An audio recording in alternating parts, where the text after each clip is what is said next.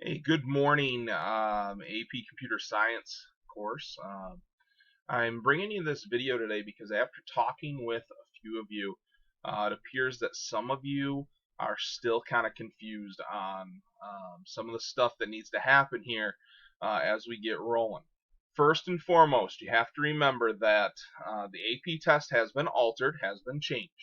So you have your Explore task, which you guys already did, okay, and you turned it in, except there are two of you that do not have it in currently on code.org, I'm sorry, on College Board in the digital portfolio.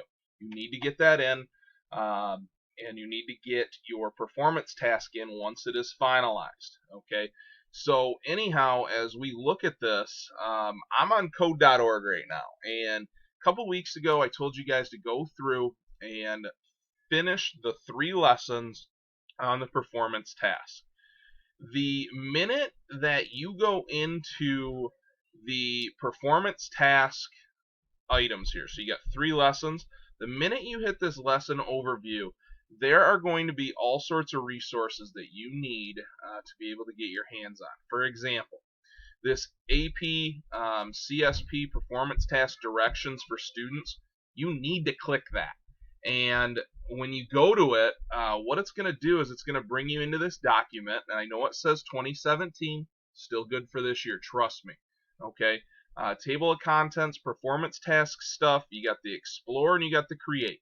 You guys are working on the Create. So we got to go down to page 12 here. All right, so we're going to scroll down. And in page 12, they're going to talk to you about the fact that you need to create this task. Okay. So anyhow, you're going to go through, you're going to create this task, and as you are creating it, they give you all sorts of information about it, and they talk to you about your submission requirements. The first requirement that you guys have to do is you have to submit a video in the MP4, WAV, or MOV format that demonstrates running at least one segment of your program. Okay? Now here's the thing. They're not going to get all the code and they're not going to see your entire program. You need to create this video and you need to show them about a minute, okay, and it can't exceed a minute. Remember, don't go over that minute. That talks about one significant feature of your program. So this is important that this is, kind of your best piece or whatever that works, so that they can see that. Okay, they are never going to see all of the code of the program, so just keep that in mind. Now, you're going to also create a written response, and it needs to be saved as a PDF. Guys, if you don't know how to do that, it's real simple. In Microsoft Word, you just go File, Save As, and in the file type, you change it to a PDF document. If you need help with that, I'll be happy to show you that. But it's real simple. Then you're going to clearly label your responses 2A through 2D in order. Your responses cannot exceed 750 words, so please make sure that you've got that taken care of. And then you'll see in 2A, you're going to give a written response or audio narration in your video that identifies the programming language, identifies the purpose, and explains the video. Guys, this is huge, okay? Programming language, tell them what language you used, the purpose, make sure that you tell them, hey, the purpose of my program is to solve, and in a lot of your cases, a lot of you guys are doing games, you got to at least point out that it's the problem that it's solving is, boredom or entertainment or whatever it is, because it's supposed to at least attempt to solve something, okay, or fix a problem. Now, do not exceed 150 words here. Then, 2B, you're going to describe incremental and iterative development process of your program, focusing on 2 distinct points in that process. I'm not going to read this whole thing to you, but again, make sure that you're reading these portions, okay, and that you are meeting all expectations. When you get to 3 and they talk about a program code, you need to mark with an oval the segment of the program code that implements the algorithm that you created for your program, okay, you need to have this. Then with a rectangle segment of code that represents an abstraction, gotta have that stuff in there. So make sure you got that going on.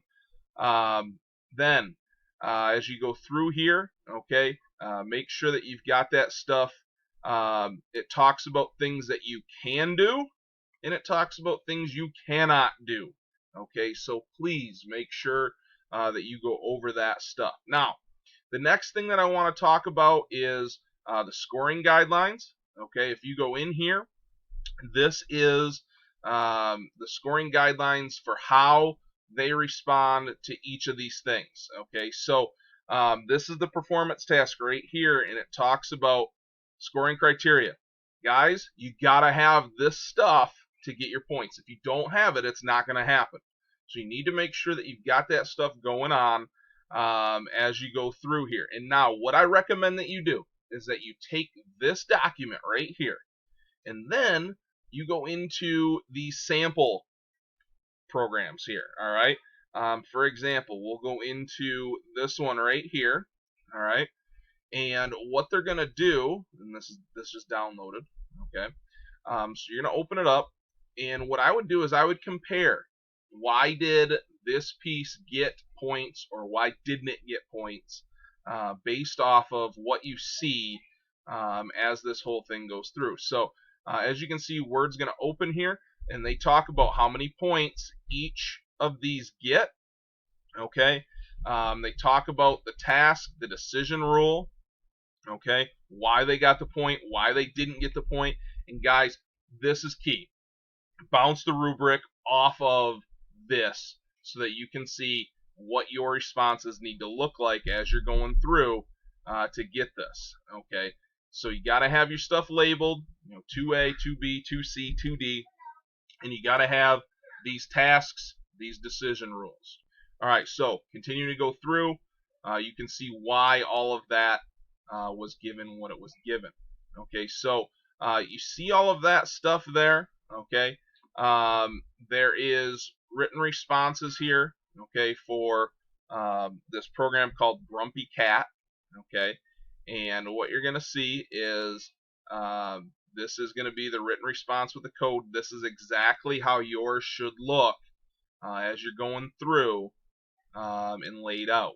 Okay, so you want to make sure that you see all of that stuff, and then you want to compare it to the rubric. Some of this is right, some of it's not so right, all that good stuff. But you see here, this is where they circled their stuff. So this is what your project should look like as you get going here. And you're going to upload the video, and you're going to upload your written response to College Board. So just keep that in mind as you're going on. So again, this scoring guideline thing, super important. Make sure that is your baby and that you're going through that. Now, the Grumpy Cat code is sitting right there. Okay, now AP Digital Portfolio, guys, it talks to you right here about how to submit and get things up to College Board. All right, so I told you to go through that. You need to have that stuff. I can't stress enough how important that is. Okay, these next two, they talk about making a plan and how to create the task. But this one right here is the Bible that gives you everything that you could need for the task. Guys, I'm really excited. I know we're getting close to the end of the year here, but we got to get these things in so that they are up and ready to go for College Board. I'm shooting to have you guys all have everything turned in by next Friday, the 20th of May. It is technically due the 30th, but please make sure that you've got it up, running, and going. And guys, if you need anything, please contact me. I'll be happy to get back with you as soon as possible.